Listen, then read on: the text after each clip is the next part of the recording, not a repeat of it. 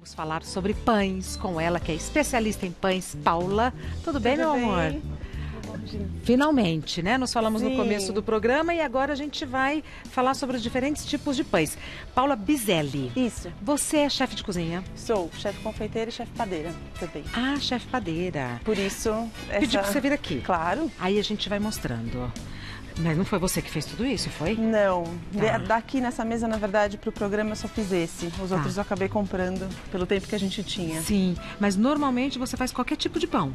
Sim, já trabalhei em algumas padarias, enfim, que trabalham com todos esses tipos de pão. Dou consultoria, enfim. Ai, que legal, Paula. O que a gente vai fazer é esse pão de canela, que como que chama que você falou? Monkey bread, monkey como macaco em inglês. Ele é bem típico dos Estados Unidos, né? Então por isso que o nome dele é em inglês. Mas aqui a gente traduziu como um pão de canela. Eu trouxe esse. A gente vai fazer. Isso, eu trouxe esse pão pra gente fazer, porque ele é um pão que eu não preciso de um forno específico, eu não tenho um acessório específico para fazer. Tem alguns pães que para ter uma crosta como essa, eu preciso ter um assamento diferente, então é difícil fazer em casa. Essa é a baguete. Isso é uma baguete, isso. Eu vou falar um pouco da história de todos eles, Bora né? lá. Acho que eu vou começar pelo pão folha. O pão folha desses que estão aqui é o pão mais antigo. Isso, esse daqui. O pão folha, ele não tem fermentação. Por quê? Os pães, tradicionalmente, a história da panificação se confunde com a história da própria humanidade. Porque todas as culturas têm um tipo de pão. O pão folha, assim como outros pães do Oriente Médio, eles são anteriores ao período que a gente descobriu a fermentação. Então a gente está falando disso mais de 4.000 anos antes de Cristo. Anterior a isso. Olha. Esse é um pão muito histórico, por isso que eu trouxe. Ele tem uma beleza dele que é simplesmente ele ter farinha, sal e água, só. E aí tem, óbvio, uma técnica para fazer e ele é assado um forno que chama sage, que é um forno convexo, né? Isso bem típico. Uma meia-lua, assim. Isso, exatamente. Podemos abrir? Claro. Vai você. Posso abrir. Minha mão tá suja. Esse é um pão que torrado fica maravilhoso, enrolado como um sanduíche fica maravilhoso. Ele é um pão muito delicado. Olha. Muito fino. Como ele, tem vários outros tipos de pães parecidos com esse. A gente classifica esse como um pão chato, porque ele tem essa forma achatada. Pega um pedacinho? Claro. Não é o pão árabe. Ele é similar. O pão árabe, o Similar. pão pita, que a gente conhece aqui, é um pão do Líbano. Também Eu é um acho pão do gostoso Oriente puro. Médio. Exato, ele é maravilhoso. Ele acompanha muita coisa, né, de entrada. Ele é muito bacana, esse pão.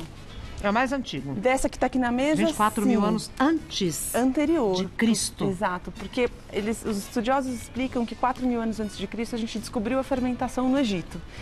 Provavelmente por acaso, mas isso foi muito bem aceito, né, por todo mundo. Porque aí a gente começa a ter uma gama de pães diferentes. A gente sai dos pães chatos e eles começam a crescer. Então a gente passa para uma focaccia, que é ainda um pão chato, mas mais fofinho. E todos esses pães que vão crescendo, né, que vão sendo fofos, a gente vai desenvolver diversas coisas. Então, esse daqui é o mais antigo que está na mesa. Acho que um outro muito interessante para a gente falar é o pão ázimo. O pão ázimo é um pão comemorativo para os judeus, porque ele, na verdade, ele é sem fermento, sem fermentação, assim como esse. Só que ele é sem fermentação porque não existia a fermentação.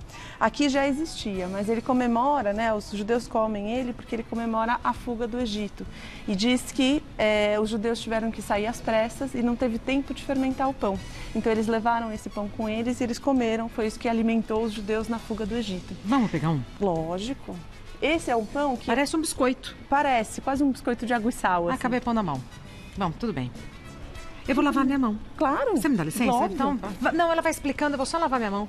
Esse é o pão ázimo, porque eu vou ficar no pão com a mão suja, eu tenho dó. O pão ázimo é interessante porque hoje em dia ele não é só consumido puro, assim. A gente pode consumir ele, enfim, até mergulhado no chocolate. Na Páscoa eles consomem muito, os judeus. Então é muito interessante porque ele, na verdade, hoje em dia é um pão comemorativo. Assim como a halá. Pera. Esses furinhos? Na verdade é do molde, esses furinhos. Olha, parece um biscoito. É uma bolacha crocante, vai. Ele também acompanha diversas coisas. A gente encontra muito em lugares que tem produtos judaicos, né? Porque é difícil... Geleinha. É tudo. E ele banhado no chocolate amargo é maravilhoso. Maravilhoso. Também aí é realmente comemorativo de Páscoa. Posso pôr aqui, claro. Né? Tá, pão ázimo com Z. Ele, ázimo. Ele tem outros nomes, tá? Ele pode ser chamado de matzah, ele tem vários outros nomes aí nos dialetos hebraicos, judaicos, enfim. Tá. Mas a gente encontra aqui como pão ázimo.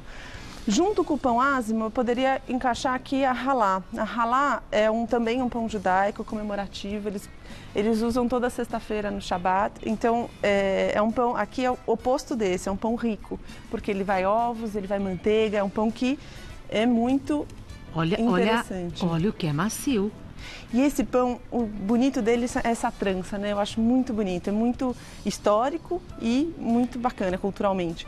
Ele é um pão que pode ser também servido com uva passas dentro. Esse aqui é um puro, mas ele tem recheios também possíveis. Doce? É um neutro, como um brioche, né? A gente classifica como um brioche. Você pode cortar pra gente ver como que é o miolinho? Parece uma rosca. Mas ele pode ser consumido doce ou salgado, essa halá. E eles usam tanto no Ano Novo Judaico quanto em Bar Mitzvah. E toda sexta-feira é o que é consumido. Toda sexta-feira é o que é consumido. Então ele é um pão fofo por dentro. Olha. Delicadíssimo. Fazer assim, rico em... Mostrar assim, ó. Olha, coisa linda. Linda, né? A halá eu vou pegar. Claro. Cheiroso. Porque ele é muito... Ele tem manteiga, ele tem ovos, então ele é um pão rico. Assim como o brioche, eles são primos. Nossa. Puro. Não tem, exato. Porque Puro. ele tem sabor próprio, né? Nossa, que delícia. Muito bacana. E toda sexta-feira eles comem esse eles pão comem com o quê? a halá. Puro? Na verdade, aí depende da tradição de cada família, enfim, porque eu posso ter pães a halá com uva passa, com outros ingredientes, com amêndoas, com laranja. Então, pode ser que tenha com outras com coisas. laranja, deve ser uma delícia. Divino. Começamos a nossa conversa falando sobre ter um forno específico. Para fazer a halá, preciso de um forno específico? Não. No meu eu faço. Não, faz. Você sabe fazer esse pão? Sim. Vem qualquer dia ensinar? Tá bom, vamos combinar. Tá. Sim, é um pão... Porque esse daqui não dá pra gente fazer em casa. Esse é mais complicado. Pão ázimo, pão folha também é um pouco... Não, pão folha até dá, e que não fique idêntico por causa do forno. Mas dá para fazer alguma coisa similar.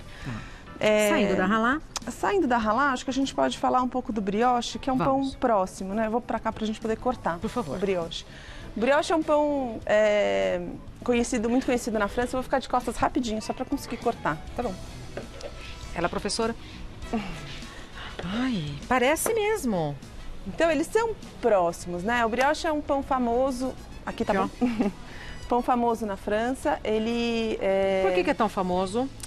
Porque, na verdade, ele é classificado na panificação como uma viennoiserie. A viennoiserie toda foi desenvolvida na Áustria. Mas ele chega na França pela Maria Antonieta, que era uma rainha que gostava muito do luxo. E é um pão extremamente luxuoso. Vamos pensar um pouco na história.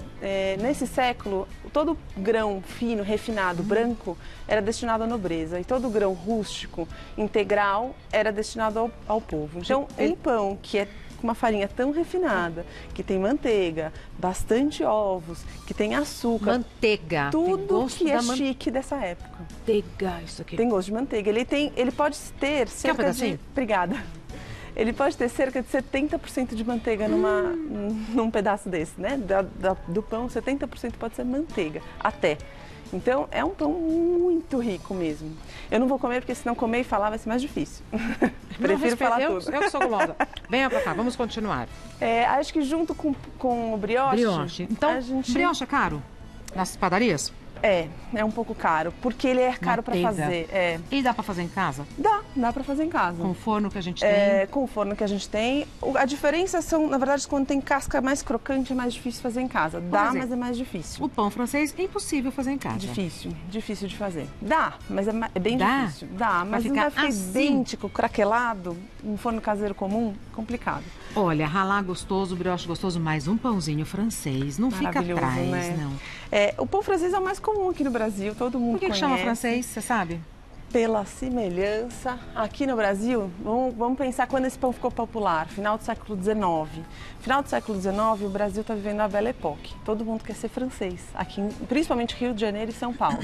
E aí, as pessoas que já tinham viajado para a França vêm para cá e falam: eu queria comer um pãozinho igual que eu comi na França. Que era a baguete. Que era a baguete. Então, se a gente pegar, tem uma similaridade. Tem. E aí, isso foi se desenvolvendo e a gente foi chamando ele de pão francês. Mas esse pão não existe na França. Neste formato, exatamente não como existe em nenhum lugar do mundo. Não, ele é nosso. Vamos comparar? Dá para abrir uma baguete? Dá. Ó. Vou pegar uma baguete até eu acho tudo de bom. Esse aqui, crocante. Vai. Na França, é muito interessante, porque eles classificam... Ali, o butrá, tá vendo? Ó, o nosso é muito mais fofinho. Aperta o seu. Ah, também tá fofo. Também é fofinho. Eles são primos. Primos. Na França é muito interessante, porque eles classificam a qualidade de uma baguete por esse som Ah, é? que a gente fez, esse craquelado. Um pedacinho também. Eles classificam. E pelo barulho da baguete. Tem que ser esse barulho oco. Não sei se dá pra ouvir. Dá. Dá? Agora, por que é oco se tá cheio de miolo? Na verdade é porque ele é bem aerado, né? Então se ele não for oco assim, é uma massa pesada. A baguete tem que ser uma massa delicada, leve, crocante por fora, dourada. E esse corte a gente chama profissionalmente de pestana. Tem que ser uma pestana bem aberta, bem bonita. Isso é uma baguete bonita. Tem as suas técnicas. Ah, tem. Baguete tem um charme todo especial. Esse não é à toa, né, menina? Não é. Então, essa é uma baguete bonita. Bonita, bonita. Essa é uma baguete bonita. Bom, pão francês, baguete, ralá, brioche, o que mais? Vamos falar do croissant? Essa mesa é tudo de bom. Vamos. O croissant, assim como o brioche, ele é classificado como uma viennoiserie. A gente acha, na verdade, que o croissant é francês, mas ele não é. O croissant é austríaco e também foi para a França com a Maria Antonieta. Então, ela levou muitas coisas da confeitaria, da panificação para a França. E na França, eles têm uma facilidade de criar método para tudo, de classificar tudo e de tornar popular. Popular em que sentido? Em tornar famoso. Então, o croissant é um pão que dessa mesa definitivamente é o mais complexo de ser feito, porque ele, além de ser levedado, como a maior parte deles, tirando este e esse, né? Então ele levedado tem fermento, é o fermento. Além de ter fermento, ele é folhado com manteiga no meio. Então, é massa, manteiga, são várias folhagens. Na hora de fazer. Na hora de fazer. Depois eu coloco ele para crescer e depois eu coloco ele para assar. Por então, isso que ele fica assim. O miolo dele é muito alveolado, que a gente chama, que são esses buracos. E ele é crocante por fora, macio por dentro. E tem que ter um gosto de manteiga mesmo. O croissant bom tem um gosto de manteiga mesmo. E é muito interessante porque a gente absorve o croissant muito bem aqui, né? A gente criou ele recheado, de diversos jeitos. Lá na França tem? Não. Na França, só assim. Eles chamam croissant isso daqui. Depois eles criaram um croissant de amêndoas, mas na verdade ele é um croissant assado, que eu abro, coloco um recheio de amêndoas e vendo ele assado novamente. Mas é diferente do nosso, que a gente recheia antes de fermentar. Na massa. Na massa. Então, a gente inovou aqui com diversas... Cada padaria tem um recheio diferente. Isso para o francês é um sacrilégio? É eles um são sacrilégio. Chatos, Porque na França eles classificam tudo. Então, isso é um croissant. O croissant de amêndoas eles chamam de croissant d'amande. É diferente. Pois uva passa não é nada. Exato, é outra coisa. Vai ter outro nome. Mudou uma coisinha, tem outro nome. Outra coisa. Que mais? Que mais? Paula? A ciabatta. A ciabatta é um pão sempre mais achatado, mais alongado. Por quê? A ciabatta, ela é conhecida... Ciabatta, se a gente for ver a etimologia da palavra, é um chinelo. Porque ele é um pão alongado. Quem difundiu muito a ciabatta, o ciabatta é um pão italiano, né? Quem difundiu muito foram os franciscanos. Então a gente não sabe se a ciabatta tem esse nome porque parece um chinelo ou porque os franciscanos usam chinelo. Era o pão dos franciscanos, era a ciabatta. E é um pão que chega no Brasil também muito, muito bem. Assim, é um pão que é delicado, ele é crocante. Esse daqui até cortei um pedaço, já posso abrir? Por favor. Eu já tinha cortado para abrir. Tem um cheiro... Né? Ele tem alvéolos bacanas, é um pão delicado. Esse cheiro é fermento? O que é? Tem um cheiro esse pão que eu sempre acho, deixa eu ver. Tem um cheirinho da fermentação, um pouquinho da farinha, um cheirinho... É o dele. Delicadinho. Eu gosto bastante desse pão porque ele combina com tudo também, com qualquer tipo de recheio. E o panetone, que está aqui nessa mesa de pão? Panetone é um dos que eu mais gosto. Eu também. O panetone, também, esse é um pão que eu acho bonitinho, a história dele. E, na verdade, o nome dele era Pane di Toni. Ele é um pão... mesmo? Dizem que sim. Eu acho muito fofo essa história. Fofo, Porque ele é um pão de Roma e dizem que foi criado... Desculpa, de Roma não, de Milão. E dizem que foi criado por um padeiro apaixonado. E ele fez o panetone em comemoração, né? Enfim, ou para presentear a filha que ele gostava, a filha do dono da padaria que ele gostava. Então, eu acho... muito bonitinho. Quem fez o pão era o Tony? Era o Tony. E aí as pessoas começaram a pedir, exato, eu quero o pão do Tony, e ficou o panetone. O panetone é um pão extremamente rico também. Ele é da família da ralado, brioche, por quê? Ele é um pão com muita manteiga, ele é um pão com muita especiaria. Então aqui no Brasil a gente vai encontrar de qualquer sabor, mas classicamente ele vai frutas secas dentro e na massa ele vai água de flor de laranjeira, que deixa ele com um perfume incrível. Esse é o perfume do Panetone. O perfume original do Panetone, não o artificial que a gente encontra mais. O original, natural, é água de flor de laranjeira, laranja cristalizada, outras frutas cristalizadas como uva passa. E ele é um pão naturalmente perfumado, então delicado para uma mulher, né? Eu acho isso muito lindo. Muito lindo, muito lindo.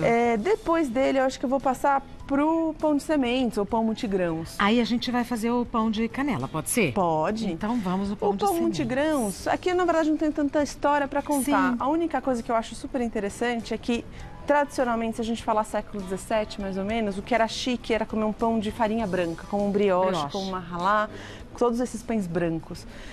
Agora a gente vê uma diferença, né? Depois do século XXI, mudou. O que é chique é comer um pão de multigrãos, um pão de farinhas integrais. Então eu acho super bacana porque mudou ao longo da história o que é sofisticado. Antigamente era farinha branca e agora não. Exato. E o paladar, né, Paula? Mas só falta o pão australiano, então vamos falar. Vamos falar rapidinho. É australiano? Não é. Ah, mentira! Não é. E por que a gente conhece como pão australiano? Porque ele foi conhecido nos restaurantes, nas cadeias de restaurantes que servem comida típica australiana. E aí acabou ficando famoso como pão australiano. Ele só chama pão australiano no Brasil ou no mundo todo? Fora do Brasil ele chama Aussie Bread. Até também, mas é mais por causa das cadeias do que porque se vende mesmo na Austrália. Na Austrália ele não tem nenhuma Vende esse pão na Austrália? Não. Assim não. Que coisa, mas assim, é curioso, mas é como o bom francês não vende na França, né? A gente acaba chamando de alguma coisa. Então, característica, por que ele fica dessa cor? Ele é um pão bem adocicado, então porque ele vai açúcar, mascavo, ele vai centeio. Esse é um pão que tem farinhas integrais, vai centeio, vai farinha integral. Então ele é escuro pelas farinhas, ele é escuro, também pode ir açúcar mascavo. Então ele fica com esse tom caramelo. Pode ir mel também, que escurece e que dá esse tom adocicado do pão. Mas ele é consumido como salgado, apesar de ser um pão adocicado. Ele é consumido com pão de hambúrguer. Exato, como hambúrguer, como um couvert com uma manteiga salgada. Que então cai tão bem. Cai super bem. Ele tem um contraste muito bacana. Bora pra cozinha, meu amor? Vambora. Que aula, hein? Imagina. Que aula essa menina nos deu. A gente vai fazer pão doce de canela. São esses os ingredientes e que é muito conhecido, muito tradicional nos Estados Unidos. Exato. Ele é um pão típico de café da manhã nos Estados Unidos. Pode ser consumido como sobremesa, que é o que a gente vai consumir aqui, mas ele é típico de café da manhã. Da Paula Bizelli. Pouca coisa que vai. 30 gramas de manteiga. 240 ml de leite integral. 80 ml de água. 50 gramas de açúcar cristal. 5 gramas de fermento biológico, 400 gramas de farinha de panificação, 2 gramas de sal, 200 gramas de açúcar mascavo, 3 gramas de canela em pó e mais 30 gramas de manteiga. É isso mesmo, acabei de checar com ela 2 vezes, tem manteiga 2 vezes. O que é farinha de panificação, Paula? Vamos lá. Então, só explicar por que tem manteiga 2 vezes. Boa. Tanto a manteiga, quanto a canela, quanto o açúcar mascavo, vou separar eles porque eles são da cobertura do pão. Eles não vão entrar na massa. Perfeito. Então eu já deixo isso aqui separado para eu não me confundir. Perfeito. Tudo que está aqui vai entrar na massa. Tá. Agora, farinha de panificação. No Brasil existem 2 tipos de farinha. Farinha para panificação e farinha para bolo. Fora do Brasil existem outras classificações. Quando for fazer um pão, melhor pesquisar se essa farinha que você tem em casa é uma farinha para panificação. Mas pera. Qual que é a diferença? Tá escrito farinha de trigo. Não, tá escrito embaixo, para pães, ou tá escrito para bolos, tá escrito embaixo pequenininho. É importante ver essa especificação. Por quê? Uma farinha de panificação usada para pão, ela tem mais glúten, né? A glúten é uma proteína, na verdade, gliadina e glutenina, que juntas com a sova, água e sova, formam a rede de glúten. Tá. Para um padeiro, a rede de glúten é fundamental, porque dá forma à massa de pão e ela mantém, quando o pão fermenta, ela mantém o gás da fermentação dentro, então faz o pão crescer. Uma farinha fraca em glúten vai rasgar, quando o pão começar a crescer, ela vai rasgar e o pão não vai crescer.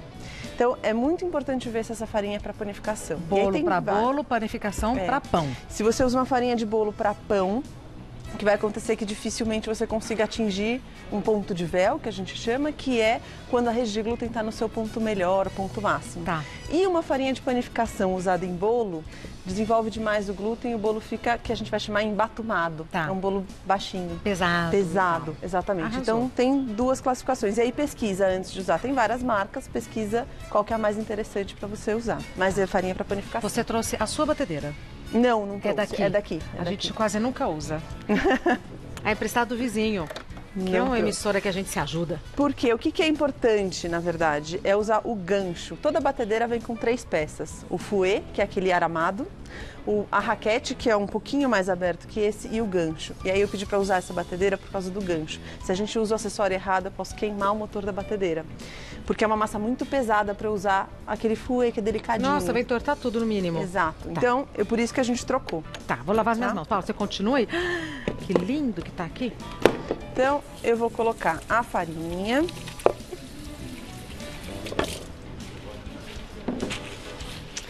O fermento. Na mão dá certo se eu misturar? Dá, só que demora mais. Tá. Mas dá certo. A única dica que eu tenho para quem quiser, isso aqui é o açúcar, para quem quiser fazer na mão, é o seguinte.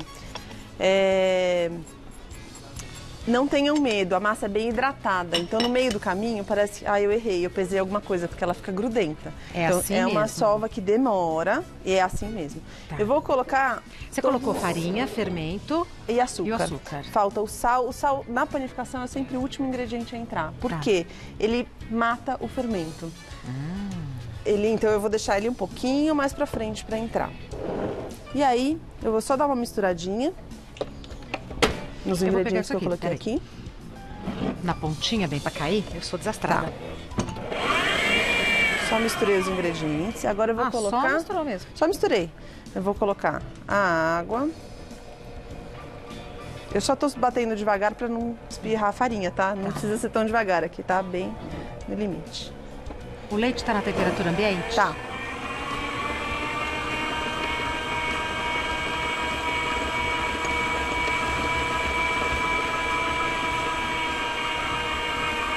Eu adoro fazer pão, Paulo. Eu também. Nossa, é uma coisa assim, tem um significado diferente fazer E pão. pensar na história da panificação é maravilhoso, né? Como Exato.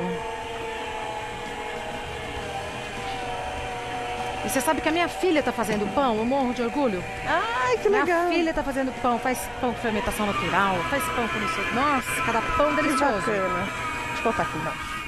Eu levo pra você. Ó, sua assistente. Obrigada.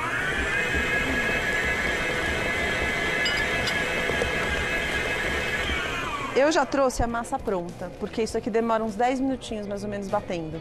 Tá. Então, pra gente acelerar o processo, eu trouxe ela pronta e eu vou mostrar a diferença que ela fica neste meio do caminho. E Quer a que eu minha segure massa alguma coisa? Não, Tá aqui. tranquilo. E a minha massa pronta. Você vai voltar a ligar a batedeira? Não. Ó, é a mesma massa. Dá pra fazer um zoom? Dá. Aqui, ó, antes de desenvolver a rede de glúten, vocês percebem que ela é toda rasgada. Por quê? Aqui eu ainda não desenvolvi. Eu preciso bater um pouco mais, sovar essa massa para desenvolver a rede de glúten e ela fica lisinha. Olha que linda. O Mostra lá. lisinha, Ali. tá? Aqui.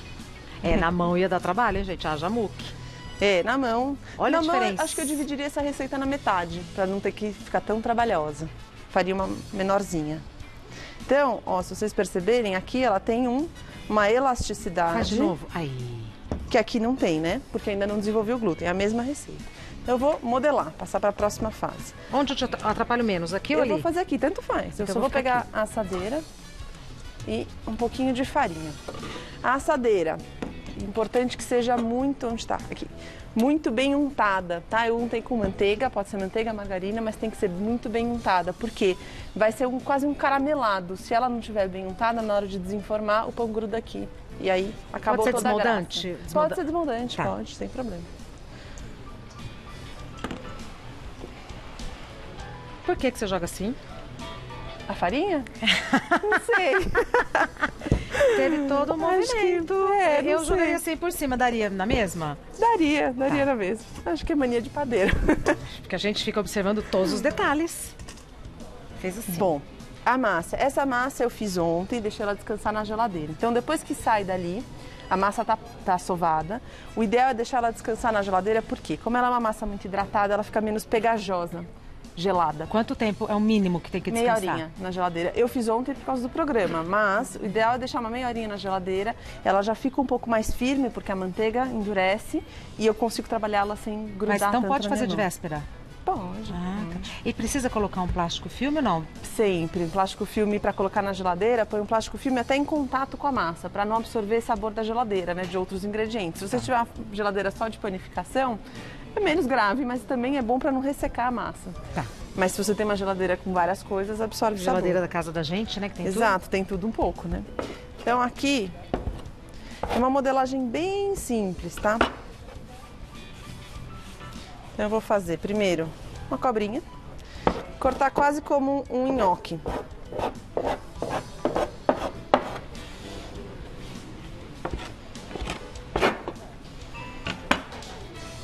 Não tem grandes segredos. tudo. Gostoso ver fazer. Porque essa daqui, por que ele pode ser de tamanhos diferentes, né? Um pequenininho, um grande? É isso que faz aquele charme de um quebra-cabeça. Ficar tudo muito igual, ele fica mais sem graça.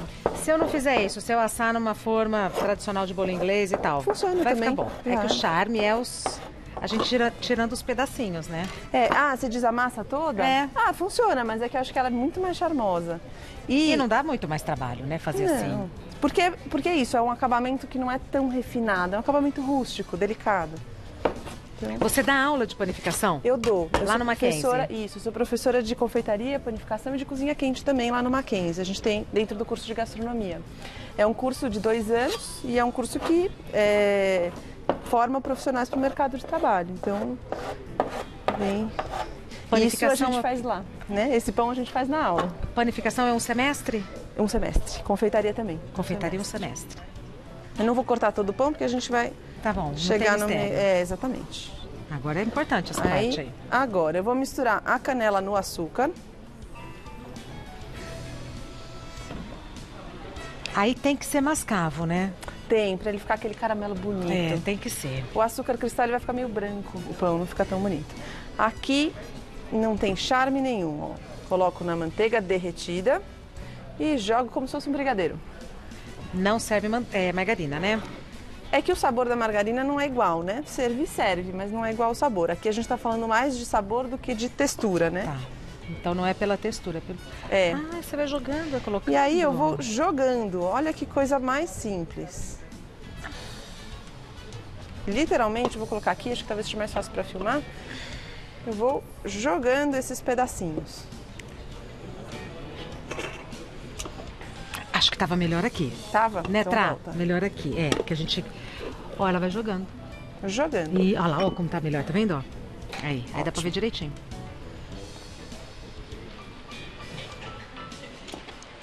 Eu achei que você fosse montando igual um quebra-cabeça, não no precisa, forno que... porque ele vai fermentar. Cada pedacinho desse vai crescer e quando ele cresce, um encaixa no outro. E aí, ele próprio faz o quebra-cabeça.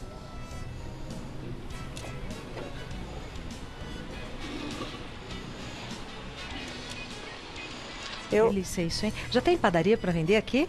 Nunca vi, sabia? Não tem Pra no Brasil, vender. gente. Não tem no Brasil. Eu nunca vi pra vender. Eu nunca vi também. Mas é um pão que a gente faz em aula,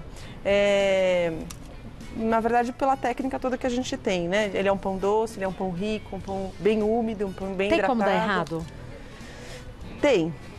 A farinha errada, menos sova, menos descanso. Cada etapa dessa é uma etapa importante. Se você pula uma etapa, Vai comprometer o resultado pouca final. fermentação, pouco assamento, cada Aí panificação... é muito frustrante quando a receita não dá né? certa, não, Paula? Muito frustrante. Mas se seguir o passo a passo, não tem erro. Ó, depois que eu colocar todos esses cubinhos aqui, eu vou só lavar minha mão. À vontade.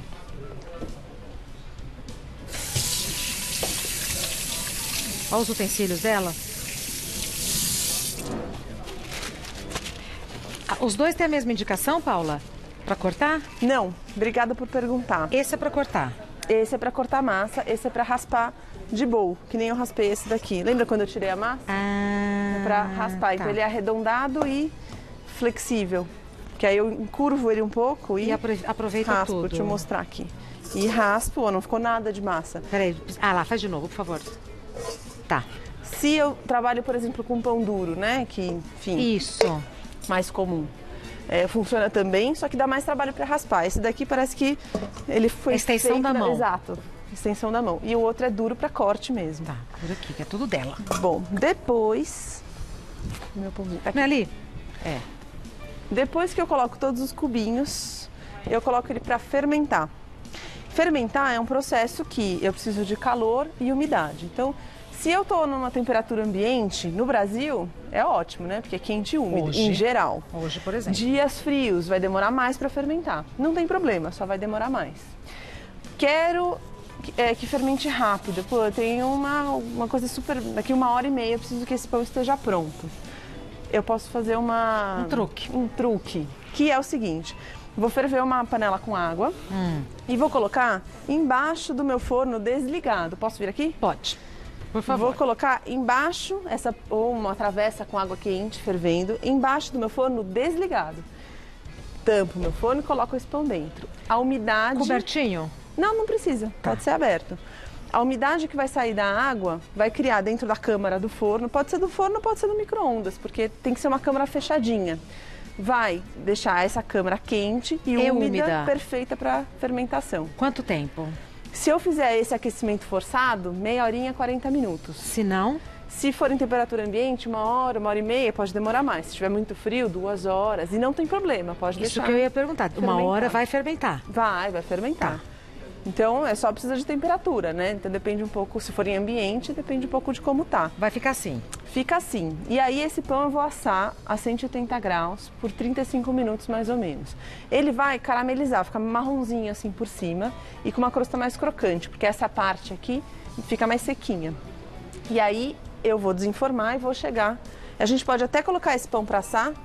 Vamos. Até a gente terminar a pauta, a gente desenforma. É rápido assim? Até acho que a gente terminar, esse pão tá assadinho. Vou colocar ele pra assar assim? já. Eu vou pedir pra você tirar, porque você falou que o legal é ir tirando, eu vou pedir pra você tirar um pra gente ver. Tá? Que eu tenho medo de tirar e desmontar tudo. Não, imagina. Eu vou colocar esse daqui pra assar, se der tempo eu desenformo. Tomara que dê no final da culinária. Uma dica pra assar, pra desenformar esse pão. Se eu tiro do forno e já desenformo, ele vai quebrar inteiro, porque pensa que ele é delicado. Agora, se eu espero ele esfriar completamente, ele vai grudar na assadeira, porque ele é puro caramelo.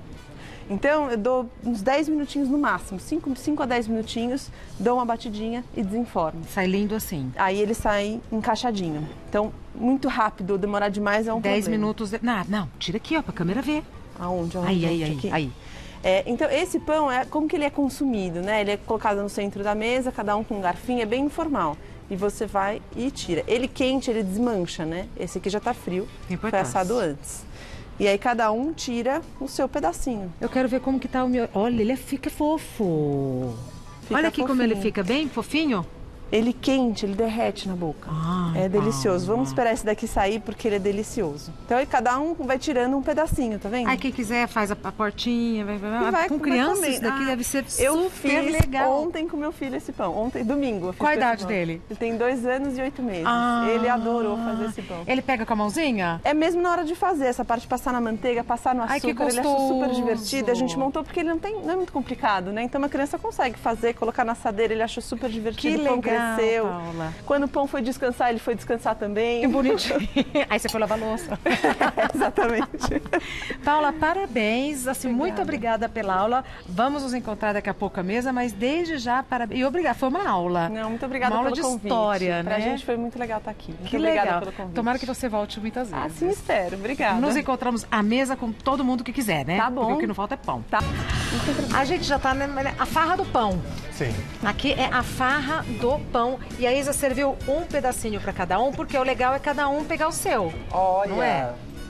Eu tava falando pra ela que de longe esse bolo parece bolo de banana, porque o míope vê essa coisinha assim, já acha que são as lascas. Eu meti a mão na câmera, né? Parece umas lascas de banana. É um pãozinho. Não precisa de geleia, não precisa de manteiga, não precisa de nada. Este caramelo De açúcar mascavo. ele fica no pão todo, dentro e fora. A gente envolve ele no açúcar mascavo, né? Então ele fica com E na manteiga. Nossa, Bolinha por Paula. bolinha. Nossa. Posso falar uma coisa que me lembrou? Fale. Mas me parece ser mais saudável. Me lembrou a rabanada que tem no Natal, porque tem essa coisa de pão, tem a canela, né? Esse açúcarzinho. E é pra comer com criança no meu dedo? Porque dá uma melequinha, porque o caramelo fica na mão. Nossa, que gostoso. Isso é no café da manhã? Café da manhã. Tradicionalmente, né? Eles podem comer como um docinho da tarde, assim, mas o mais típico é encontrar em café da manhã de casa. Não é um café da manhã também de hotel. Encontra em hotel, em restaurante, não. É uma coisa bem tradicional, de família. Familiar. Porque olha é isso, é pra comer com a mão, né? Vai desmontando, olha que bacana. É um brinquedo de montar. É um brinquedo de montar. Pra criança é fantástico. Pode. Então, eu vou pegar um com a mão, já que ela falou que com a mão. Olha, e sai mesmo. Olha, desmancha, é muito bacana. Eu aqui no Brasil faria pra comer à tarde. Adorei eu aqui no Brasil. Porque não vende, não tem Chique. nas padarias do Brasil. Não é? Ou faz em casa. Eu comeria no lanche da tarde do que no café, ou no café da manhã. Como que vocês acham? Eu acho. Eu comeria qualquer hora. Eu acho que toda a cara de lanche da tarde. Da tarde? Até a aparência, né? Ele faz um bolinho. Mas é um bolo fofo, cafezinho. um pão. A gente fica falando bolo, mas olha... E eu acho pão doce cara de tarde. Quando você vai na padaria comprar o pão da noite, aí você já compra o pão doce pra fazer de lanche. É que aqui a gente consome muito mais salgado de manhã, se pensar, né? Sim. A gente come um pão francês recheado com, sei lá, requeijão com presunto. É coisa salgada que a gente come de manhã. Às vezes come um bolinho, mas é mais comum a gente comer doce à tarde, curiosamente. Nos Estados Unidos, se a gente pensar, é o contrário. Eles comem panqueca de manhã, comem panqueca doce, né? É aquele molho, né? Com Aquele molho que maple eles enchem syrup de por cima, molho. que Ai, parece que um mel delícia. maravilhoso. Comem bastante doce, comem muffin de manhã. Então eles têm uma... Donut. Então tem muito doce que é típico do café da manhã americano. O que é o café da manhã da Itália? Café da manhã na Itália, eles comem bastante pão também, mas também mais salgado do que doce. Eles têm alguns pães doces, mas no café da manhã, tradicionalmente mais salgado. Quando eu fui, eu não me lembro de ter comido muita coisa doce de manhã. Tem geleia, né? Pra você comer com geleia. pão. E na França, eles comem muito brioche e croissant no café da manhã. Nossa, croissant da França, gente. Ai, é de comer de joelhos, não é? Eu sei que é muito Odete Reutemann falar essas coisas. Mas o croissant da França é um absurdo. Derrete na boca, vem quentinho. Puro é gostoso. Eu salivei só de pensar. Só de lembrar. Puro, mas esse tá uma delícia. Também. Olha o miolinho dele. Parece certinho, né? Tá não é, lindo. menina? A gente vê o movimento do... Isso tem que ser um bom padeiro para fazer. Não é simples. Fazer um croissant com miolo assim tão alveolado, tão bonito, não é tão simples. Em casa dá pra fazer? Chique, né? Não dá, alveolado são os buraquinhos, são esses furinhos. Você sabe fazer de uma vez? É difícil. Dá, mas é bem difícil. Tem muita técnica pra fazer. Porque eu acho que tem algumas coisas que não vale a pena fazer em casa. Eu acho. Croissant não vale a pena. Vale a pena comprar. É caro, mas é caro porque é trabalhoso e porque os ingredientes são caros. Então tem alguns produtos que eles têm que ser caros, porque senão... Tudo é caro, né? Não tem como A mão de produzir. obra. A mão de obra é especializada, a manteiga boa para fazer um bom croissant, uma farinha boa para fazer um bom croissant. Não tem como sair um produto barato. Esse pão é perfeito para fazer mais um pedaço. Que você tira um pedaço, fala mais um pedaço, mais um pedaço. Nossa, muito verdade. Extremamente saboroso, tudo, inclusive o papo, né? Ao redor dele que a gente vai comendo, pega um pedacinho e tal, extremamente vou pegar saboroso. mais um pedacinho. Pegue. E quando tá muito gostoso, mas muito gostoso, o que a gente faz? Mais um pedaço, mais um pedaço.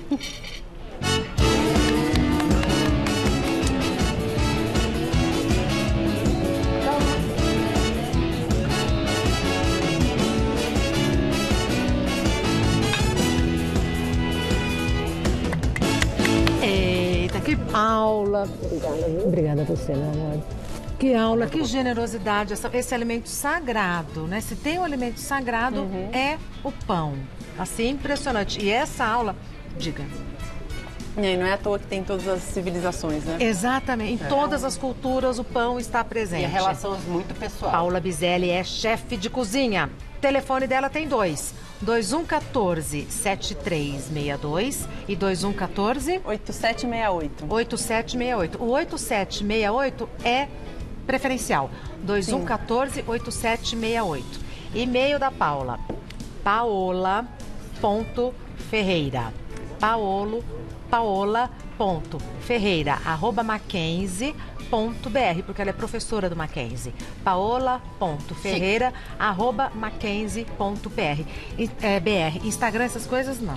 Não, podemos falar o do Mackenzie, @gastronomia Mackenzie, porque lá a gente posta todas as nossas aulas, enfim, para conhecer um pouco o meu trabalho, ele está dentro do trabalho da @gastronomia Mackenzie. Ai, que cheirinho de café, temos café, temos café. Quero café! Julinho, você vai entrar?